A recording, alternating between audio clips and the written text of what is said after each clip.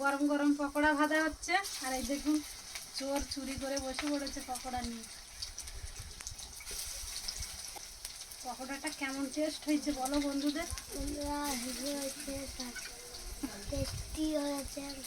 সবাই বসে পড়েছে চিংড়ি মাছের পকোড়া খাওয়ার জন্য।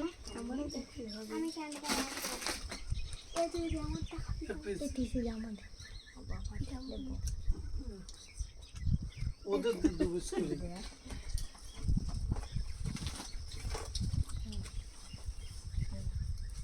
হ্যাঁ আর বিস্কুট নাও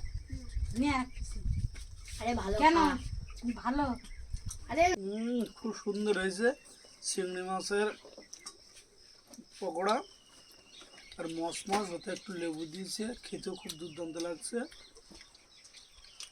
নন্দিনী কেমন হয়েছে? ভালো।